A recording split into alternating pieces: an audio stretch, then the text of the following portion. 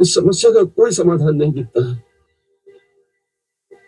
मैं कैसे अपनी मातृभूमि का समूल विध्वंस होने से बचा सकूं?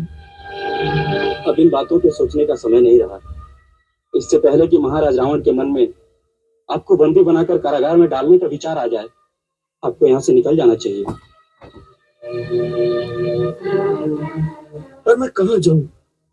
हो सके तो श्री राम के पास जाकर उनसे प्रार्थना करिए कि वो रावण के पापों का दंड उनकी निर्दोष प्रजा को न दे। परंतु युद्ध में तो कुछ भी हो सकता है, और ये युद्ध अवश्य होगा। फिर तो और आवश्यक है उनसे मिलकर युद्ध का रुख इस प्रकार मोड़ा जाए जिससे प्रजा की कम से कम क्षति तो न हो। इसके लिए आपको श्री राम जी से मिलकर उनका विश्वास पात्र बनकर युद्ध की बागडोर संभालने में सम्मिलित होना पड़ेगा।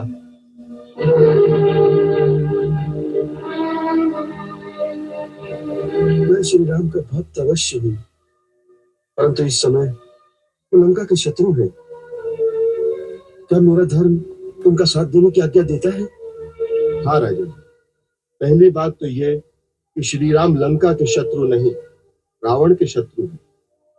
वो रावण जो इस समय एक प्रकार का देशद्रोही है, क्योंकि इस समय वो निजी काम की अग्नि में भड़का हुआ, किसी का उपदेश न मानकर धर्म, नीति और मर्यादा को अपने अहंकार के पांव तले रोनता हुआ सारे देश को युद्ध की आग में झोंक रहा है। इसलिए इस देश को बचाने के लिए रावण का अंत आवश्यक है। उसके दो ही रास्ते हैं। पहला ये कि आपके पास ऐसी सेना की शक्ति हो तो उसे सिंहासन से उतारकर राम के साथ संधि कर ली जाए, परंतु यह संभव नहीं। इसलिए दूसरा एक ही रास्ता है कि आप स्वयं श्री राम से मिलकर युद्ध का संचालन ऐसे करें जिसका लक्ष्य केवल उस आतताई रावण का अंत हो। इस समय यही आपका धर्म है।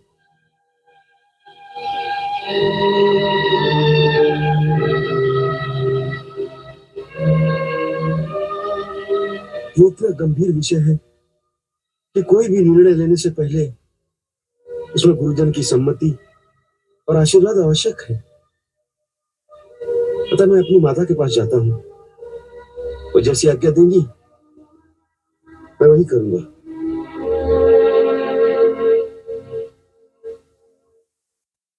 राजमाता कैकेयी से कहो कि हम उनके दर्शनों की आज्ञा चाहते हैं। जो आज्ञा।